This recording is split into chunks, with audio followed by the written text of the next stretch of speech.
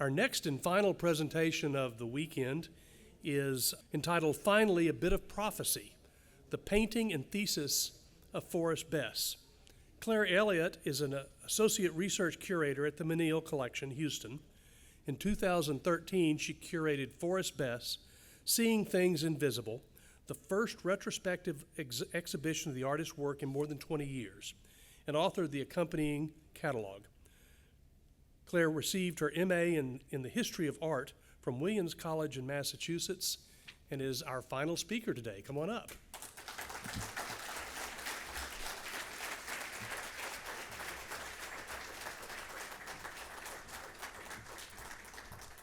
Thank you so much. I appreciate your patience sticking through for the last talk of the entire symposium. I'd like to thank also the board and the staff of Casetta, especially Allegra Henderson, Bonnie Campbell, and my colleague at the Menil, Sarah Beth Wilson. And this is my first ever Casetta conference, and it's been a lot of fun. I've had a lot of nice chats with new people, learned a lot of new things, and anyone who wants to find me, you can just call the Menil and they'll put you right through. So I'm not going anywhere. I've been there for a while now. In 2013, I organized a retrospective of Bess's visionary paintings for the Menil. This was some time ago, but I always appreciate an opportunity to revisit the interesting life and the wonderful paintings of Forrest Bess. So Bess struggled quite a bit internally. There was two sort of factors. He was a gay man, and he suffered from mental illness at a time when both of these things were very taboo. And that led to a lifelong feeling of alienation. And he was particularly conflicted by what he thought of as his dual nature. He had difficulty reconciling what he considered the feminine in his personality, so his interest in art and poetry and things like that, and men, with what he thought of as his masculine side, so the hunting and the fishing and the football and that sort of stereotypical stuff. This for Bess was very, this caused a great deal of turmoil for him. He developed a theory, pretty eccentric one. He thought that if he could create a hermaphroditic state in his body, that this would lead to physical regeneration and ultimately immortality. This state would be achieved by creating an orifice at the base of the penis, and he believed this so fervently that he used his own body to experiment, and he underwent 2 surgeries to try to become what he called a pseudo-hermaphrodite. He compiled all of these ideas and all the evidence that he found to support them into a document that he called his Thesis, and he shared this with people that he trusted and with people he thought could help to publicize this great idea, because this was going to save, this was going to create everlasting life. It was really important to him. And he wanted to show his paintings in conjunction with his thesis. The paintings were part of this gathering of ideas and knowledge, and I'll try and explain to the best that I can how they're related. He was never given that opportunity. The exhibition traveled quite a bit. It went to the Hammer Museum at UCLA in Los Angeles. It went to the Neuberger Museum at SUNY Purchase in upstate New York. Then it came back to the West Coast to the Berkeley Pacific Art, Berkeley Art Museum Pacific Film Archives in Berkeley, California. I was really fortunate to be able to work with contemporary artist Robert Gober. He had been interested in Bess and in this thesis when he learned about it, and we discovered independently of one another that we were both working on Bess projects, so we sort of put together our work. And what Gober was trying to do was fulfill Bess's wish to have his thesis on display alongside his paintings. So that case that you see there, the thesis was lost, even though there seemed to be a few copies of it that got sent around. None of these copies have surfaced yet, but it's sort of a dream that maybe one day someone will find one in an old filing cabinet. So Gober, being an artist, of course, he recreated what he thought would stand in for the thesis, and we showed it alongside a selection of paintings. So today I'm going to attempt like a lecture equivalent of that, to show the thesis alongside the paintings, and to that end I'll be reading quite a bit from Bess's voluminous correspondence that is mostly preserved at the Smithsonian Archives of American Art. So just in terms of background, Forrest Bess was born in Bay City, and he lived there for most of his childhood. His family moved around a little bit, but mainly in that same region. He went to high school in Bay City. He graduated salutatorian of the class, so he's quite a good student. He took a few art lessons as a child from like a neighbor, but he was mainly self-taught, and he taught himself by copying from books and magazines, and he created realistic images in a sort of thickly painted post-impressionistic style. He made these paintings throughout his career, so I was always focused on his visionary paintings, but there are a fair number of these realistic ones that still exist. After high school, he enrolled in Texas A&M as an architecture student, and you can sort of see that maybe reflected in the painting of the house that I have on screen. He wanted to be an art major, but his parents thought that was a little bit too out of left field, so they agreed to let him enroll as an architecture student. He transferred to University of Texas. He didn't finish a degree in either place. He was too distracted by the library, it seems. He was in there reading all kinds of topics from all sorts of subjects that he never had access to before. When he left college, he did odd jobs around. He traveled in Mexico a bit. He worked on his art. He organized exhibitions and things like that. In World War II, he was drafted. And because of his art training, he was assigned to design camouflage. In the Army, he ended up coming out to one of his fellow enlistees, and as a result, he was beaten up. The result of that was a rather dramatic nervous breakdown, and he was assigned to see for the first time a psychiatrist, and who diagnosed him as a paranoid schizophrenic, but suggested that he do art therapy and use that as a sort of way to recover. And to paint the visions that he had suffered from or had received from since childhood. Bess writes, "I remembered from the time of infancy that I had the ability to close my eyes at night after retiring, and if there was no effort on my part, that many times there would be some beautiful colors seem to come up. In 1935, I had copied some of these in oil and had exhibited them. The public rejected them violently, but at the end of the war, I came out of the Army with the desire to investigate this crazy form of art." So Bess attempted to establish himself both in Houston and San Antonio, but he found that he could only work in isolation. So he did what he's famous for doing. He moved to a fishing bait camp 20 miles outside of Bay City, a very basic structure that was not even meant for year-round inhabitation, but he sort of modified it, and that's where he stayed. These pictures were taken by Eve Arnold. If you saw Allison Green's talk yesterday, she wondered if Eve Arnold was there at the de Menil's invitation, and I can confirm that yes, it was John and Dominique de Menil, the founders of the Menil collection, who invited Eve Arnold to Houston in 1958. She was actually there. She went to visit Bess with Jermaine McKagy, a curator that Allison also talked about, very influential on the de Menils, very influential in the history of Texas, Houston especially. So Jermaine's not in any of these pictures, but that's kind of why they exist.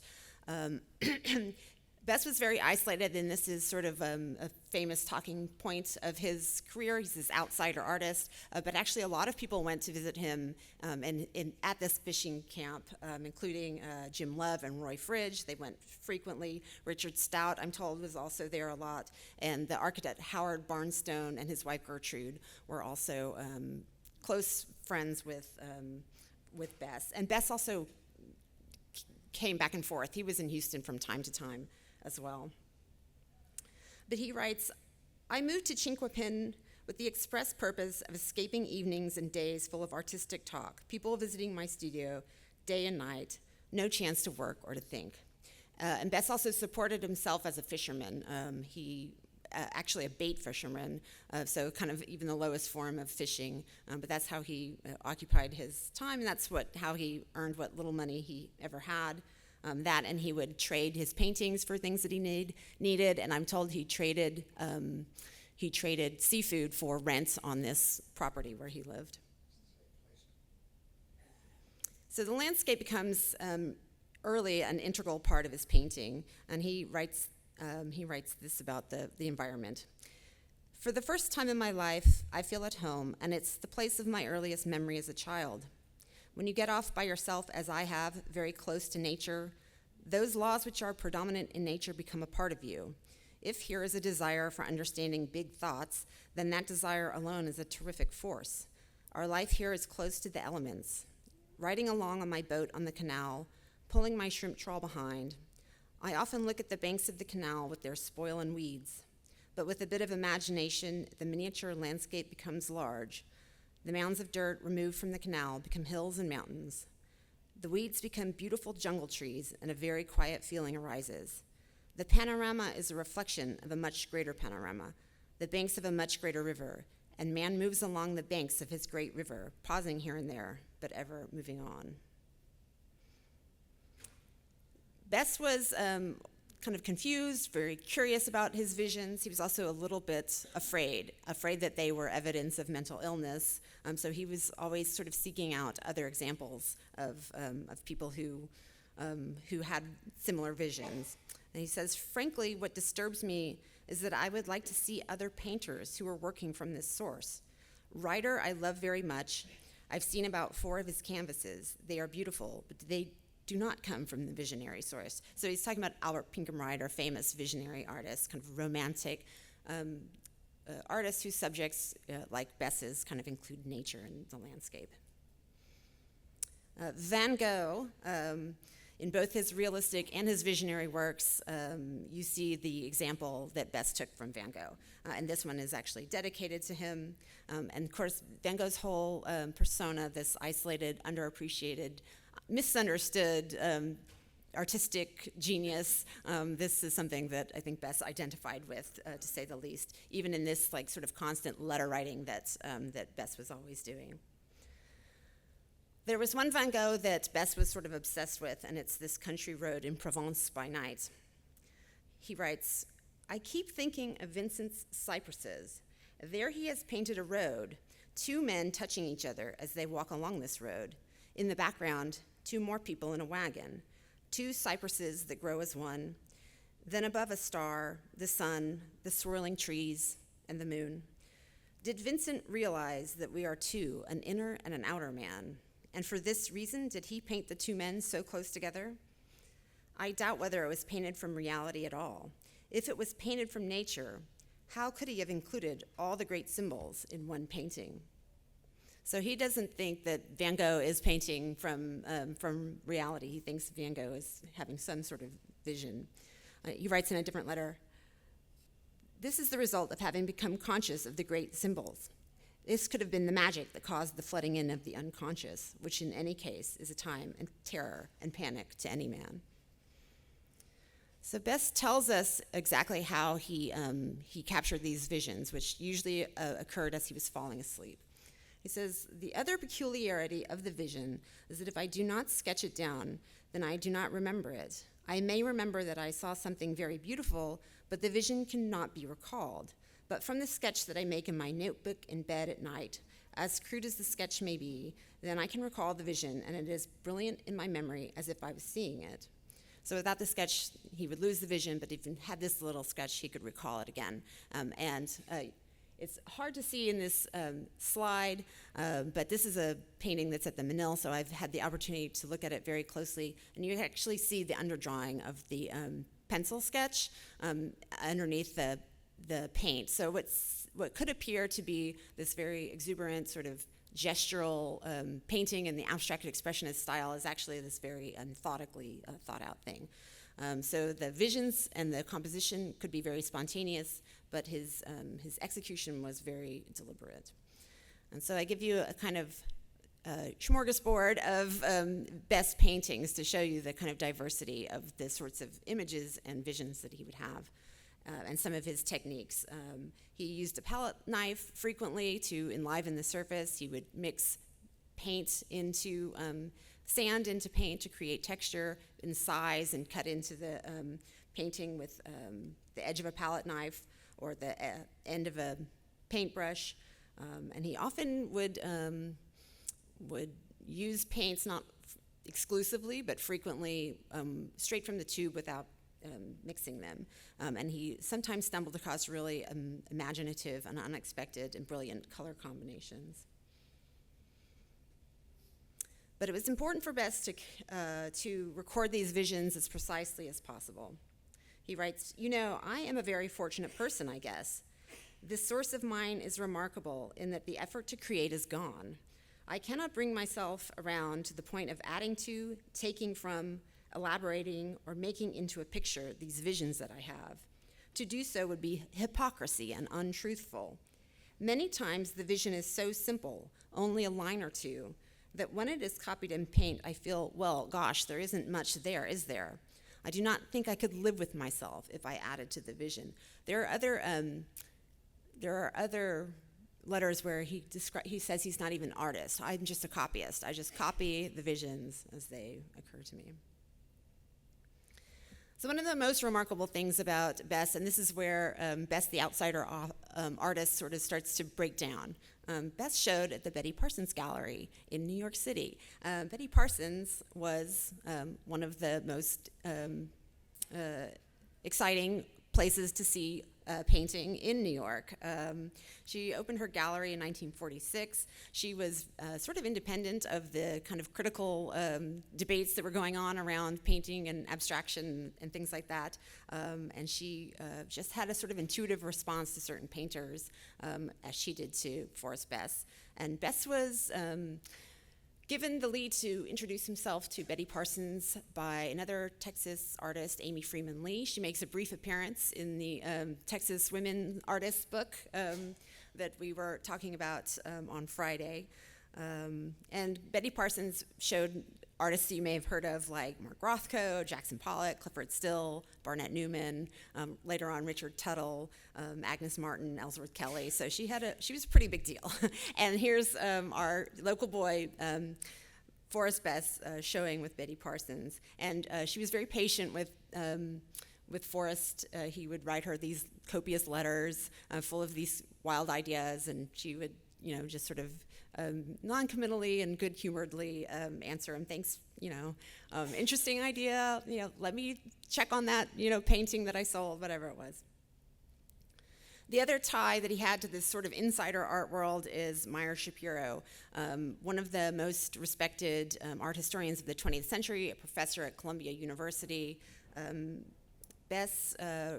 Bess learned about Meyer Shapiro because he read an article that Shapiro published in Life magazine, of all places, about symbolism. And so he wrote to Meyer Shapiro at care of Columbia University, hey, I'm a visionary outsider artist. I'm really interested in what these symbols could mean. And this started a whole years-long back and forth of correspondence between these two. And Shapiro... Well, first of all, let me read what Shapiro wrote for Bess's 1962 exhibition at Parsons Gallery, because it's one of the best things that has still been ever written about Bess's painting. He writes, this is Meyer Shapiro, "The handling is straightforward, like the simple forms, soberly objective, without trace of the exaltation that comes with experience at the sought-for hidden sign. So plain and frank is the painting, so much like the unmolded strips of weathered wood with which he frames his pictures, that it seems at first sight the work of a self-taught primitive with limited skill. But look and you will recognize his knowledge and discipline, his mastery of an exacting technique. The placing of a few elements has a natural sureness and sometimes of a startling compositional wit. Colors and forms adhere together like the qualities in an object from nature, captivating in their core substance. We cannot read them as the author does, but undeciphered, we feel the beauty and completeness of his art." So Bess begins to study the symbols that his unconscious mind is bringing forward to find out what, if anything, he can make of them. He writes, "The canvases I paint are statements. Each one is a statement of what I don't know. I am only a conduit through which they pass, and there are times I suffer much because I don't know how. There are others, I am sure, who could paint them more literally than I paint.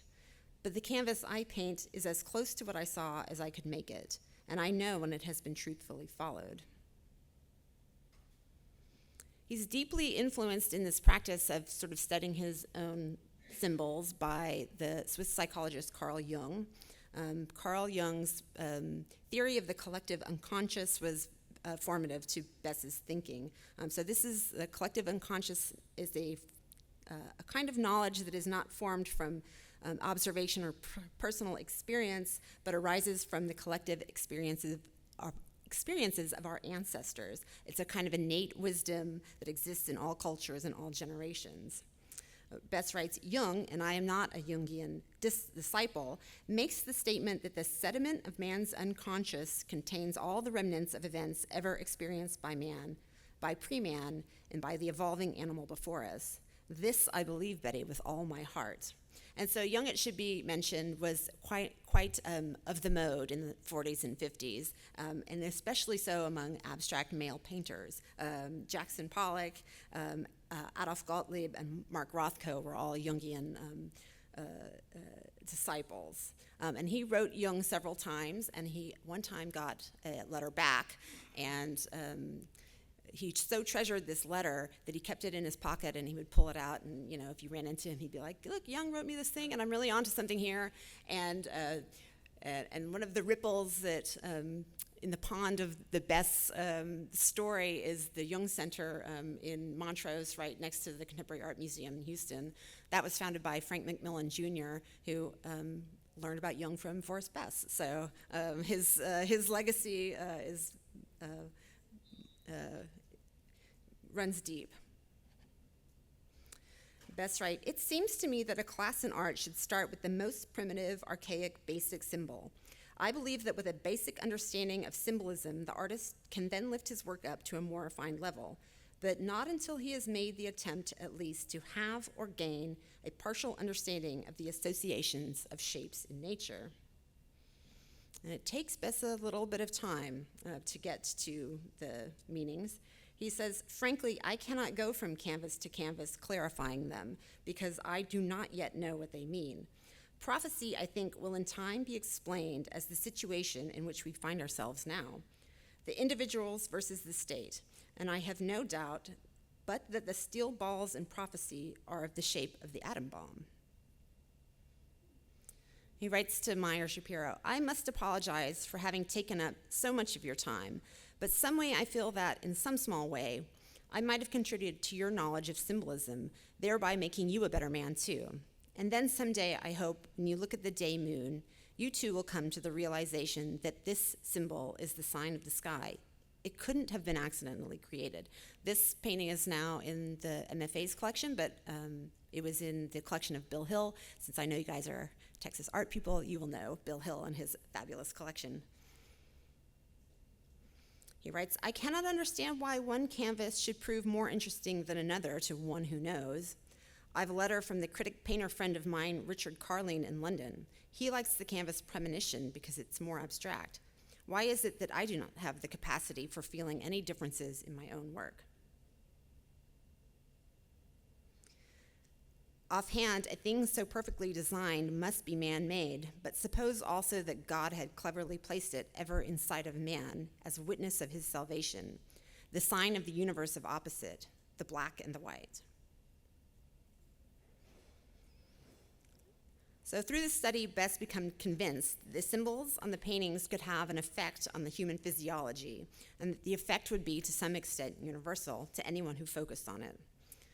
He writes to Meyer Shapiro, "I wish it was possible for you to borrow a certain canvas of mine from Betty and make an experiment with one of your students. It is all gray with a saddle-looking affair and small black animals in the background. If it would be possible to place a student in a room by himself or herself and let them concentrate on the canvas, I am sure they would start yawning and possibly get sleepy."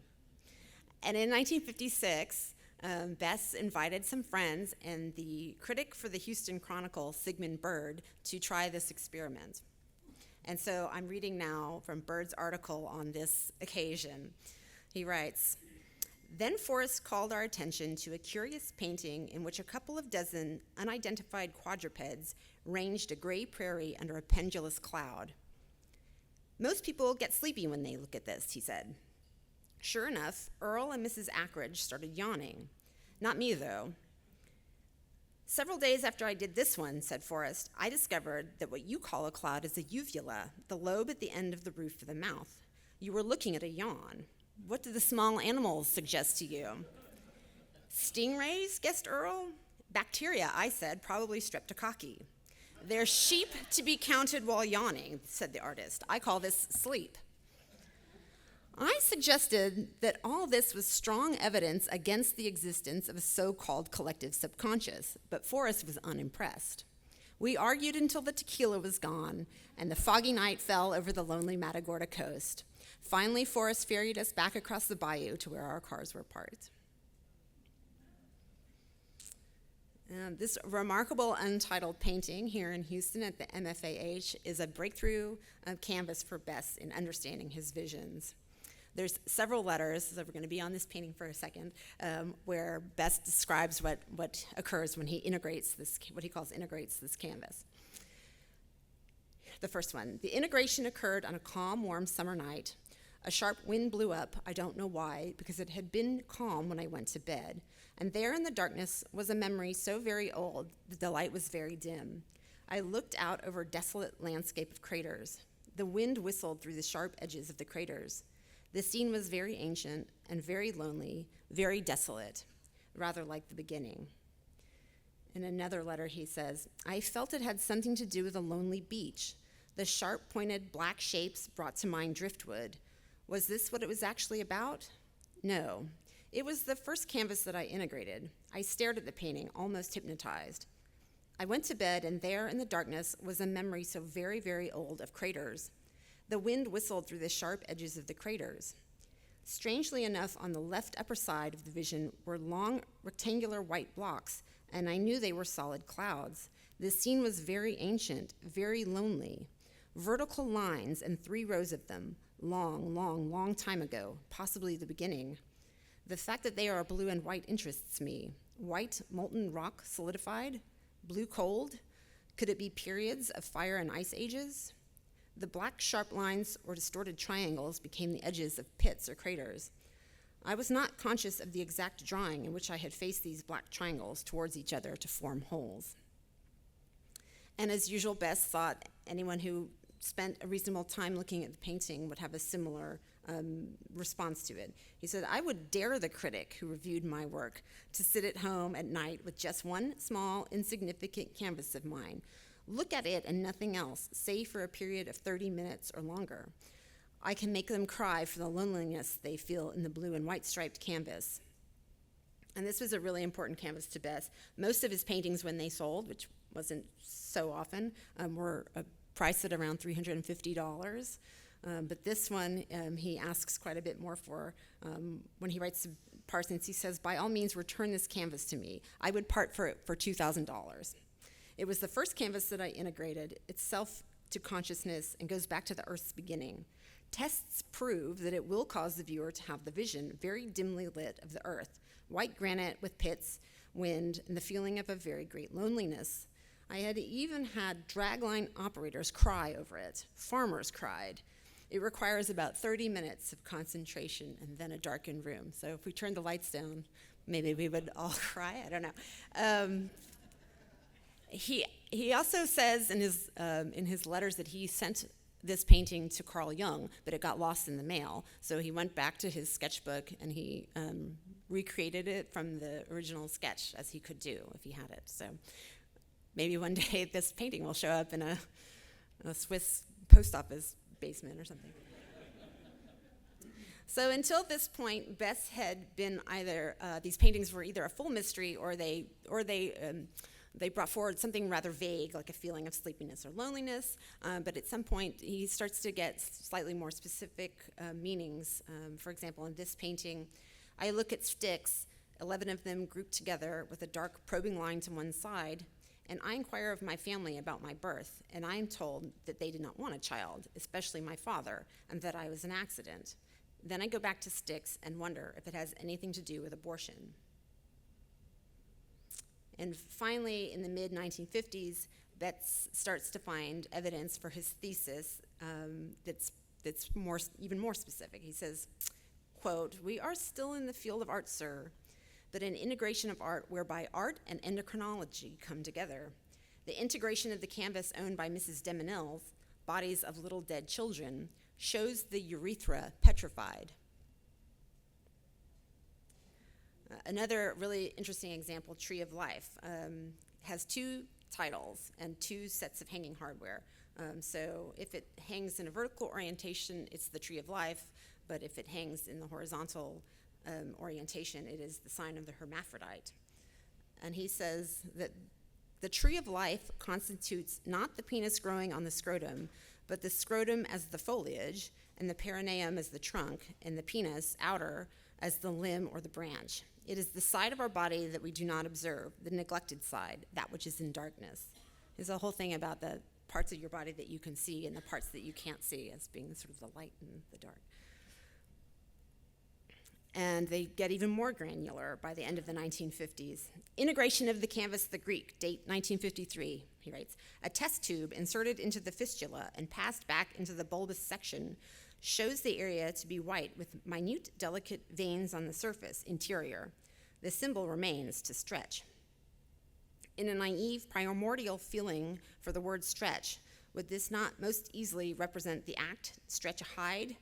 Remember the mandala of the Greek at Betty's? My grandfather was a trapper fisherman. In winter, the kitchen was used to dry stretched hides. And he says about this one's in the Menil. Yes, you can see this is a very subtle composition with a sort of matte black, sort of bell shape, and then a shinier black with more brush mark as the background. And he says, "The glans is the rounded, larger part. In my canvas, the hermaphrodite, the thin membrane has been cut, and we have a view of the stretched urethra, red and white in the form of teeth, the vagina dentata. The curve of the thumb as it stretches the frenum and skin is seen dimly." And one last one, the mandala. "Dear Meyer, I believe I have integrated the mandala of the grapes. If we saw a cross-section rather than a longitudinal section of the prostate, would it be similar to my mandala? Would the interior of the glands within the prostate be purple? The prostate is gray, so is the background of my canvas. The urethra is white, so is the ring. I seem weary. The weather has been so rough and windy that I cannot shrimp in the bay. What are your plans for this summer? I hear Betty is going to Japan. Best wishes, Forrest." So this is what some of these later letters would look like. He's compiling all this evidence in the thesis, which I told you was lost, but we expect that the thesis must have looked somewhat like this, because these letters restate this thesis, and this is some of the evidence that he's collected. So he's cut out illustrations and sometimes paragraphs of texts from other books, his own body that he's now experimented with, and then some of his sketches as they've appeared to him. And a huge source for this evidence is the Jung's Psychology and Alchemy, where Jung spends quite a bit of time analyzing alchemical symbols.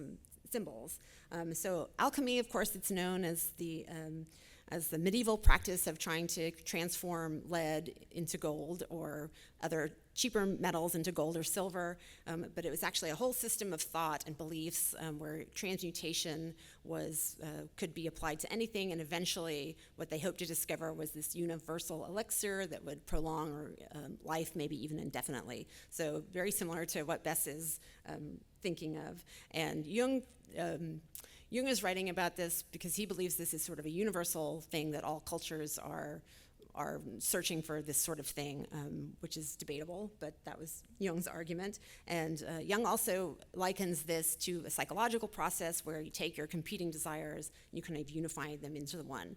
So alchemy works based on trying to unite opposites to create synthesis, so wet and dry and hot and cold and male and female.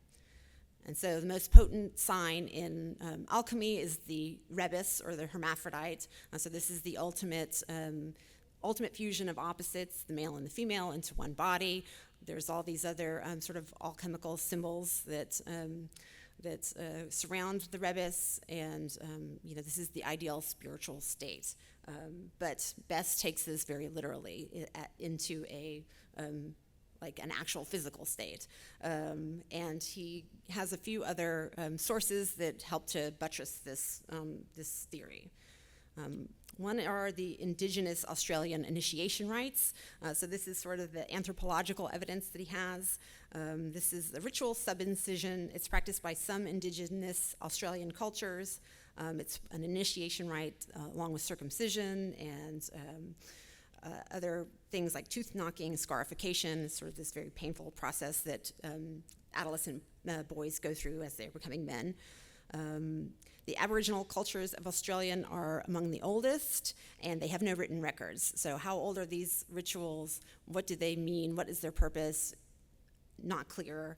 No agreement from anthropologists, but they were the source of a lot of interest and speculation of Western anthropologists at the end of the 19th and early 20th century. And for Bess, it provided two things: a clue as to how the hermaphroditic state could be achieved, and also evidence that this is a ancient desire and a universal, universally, if coded, bit of knowledge that needs to be discovered, that he's discovered. And then he has medical evidence in the form of the Steinach experiments. So these are named for Eugen Steinach, an Austrian pioneer in the field of endocrinology. In the 19-teens and 20s, he developed what became the Steinach rejuvenation procedure, a partial vasectomy that he believed would stimulate testosterone production and lead to increased vitality. He claimed that his experiments on rats and dogs led to an increase in lifespan of 25 to 30%. And in his book, Sex and Life, published in 1940, Steinach described how patients who underwent the procedure, quote, changed from feeble, parched, dribbling drones to men of vigorous bloom who threw away their glasses, shaved twice a day, dragged loads up to 220 pounds, and even indulged in such youthful follies as buying land in Florida. Steinach's experience, all these theories were eventually debunked. It's really interesting when you start to poke into this stuff. Steinach discovered a lot of interesting things about hormones and how they affect our physiology and our behavior, but this thing that he was so into was just complete nonsense. In 1961, Hurricane Carla destroyed Bess's home and studio, and it was a majorly disrupting event. It coincided to some degree with the universal sort of rejection of his thesis by the people that he shared it with. They either kind of ignored it, or they were like, I don't think that's right. They didn't buy it. He rebuilt the house and refocused his energy. He didn't give up on the thesis completely. He continued to try to find doctors to help him to achieve the modification that he's after. But he started to sort of simplify, or maybe he radically simplifies is maybe a better way to put it, his ideas into this alphabet of shapes. And he writes a letter where he interviews himself about what this diagram is. He says, question, do you mean that you have found an alphabet of shapes? Answer, I think so. Question, are there many universal shapes? Answer, I don't think so. I feel that there are a few very fundamental major shapes. Could you describe them briefly? The simplest one is the triangle and its variations. In its primitive analysis, it is a sharp rock to cut. Ouch. The second one would be the square and its variations, to stretch, a hide, to stretch. The third would be the circle, hole. The fourth would be parallel lines, to go back and forth, coitus. Many vertical lines, many, many years ago, ancient, archaic, beyond man's memory. So when you have this primer, then you can sort of start to read these paintings a little bit. The primer is sort of interesting. It really does condense down his sort of the things that are driving his thoughts. So it's the body, it's the landscape, and it's this sort of the opening and stretching of his anatomy. So the triangle is to cut, and the elongated triangle is to cut deeply. The circle is the hole. We have these different colors that he had assigned meanings to, red and white being masculine, feminine. Here we have two rectangles, so there's his idea of to stretch. We have pink, which is the union of red and white, so the union of male and female, and then it's got the sort of pink sort of paw-like shape, triangular shape that does suggest somehow a wound. What might be just sort of a stylized solar system, if you know Bess's theories that the sun is the male and the moon is the female, then you can sort of start to read into more meaning into an image like this one. But they never completely eliminate the mystery of a Bess painting. This is tab tied to the moon film with its strange title, and we have the moon shape, which one expects that's where the moon is coming from, and maybe this other appendage is the tab, but the symbol itself, when you put them together, looks a bit like his tree of life. And what is the moon film? Unclear. So they remain very enigmatic despite all of his help in opening a door to interpreting them. In 1967, Bess had his last exhibition at the Parsons Gallery. That same year, his mother had a stroke, and Bess left the Bait camp to move into Bay City to help take care of her. He's always talking about trying to return to the Bait camp and get back to his painting, but he never does. He has a flourish of painting, it seems, in 1970. This is the same. This is the year of this painting, and it's the last year that we have dated paintings. I do hear that he kept making paintings after this, but I haven't personally seen one yet. And even in the early 70s, he's communicating with doctors still to see if he can try to modify his surgery again. In 1974, he starts to behave really erratically, and he's committed to a psychiatric hospital in Waco, Texas. He's there for about 5 weeks. Remarkably, he does not seem to have discussed any of these ideas or his surgeries with the psychiatrists in Waco. It may be good because they eventually do release him, but he's too frail to go back to living alone, and he goes into a nursing home where he lives the last 2 years of his life. And he didn't ever achieve what he hoped to with his surgeries. He never kind of got to the full state that he envisioned. But I will leave you on an upbeat note. This extraordinary painting, once owned by the iconic Star Trek actor Leonard Nimoy, which seems very fitting, he wrote about this one to Meyer Shapiro, quote, "Do you remember the object in the blue plane? That canvas was painted the day I felt so elated. It signified freedom, complete unattachment to me." And that's it. Thank you so much for your attention.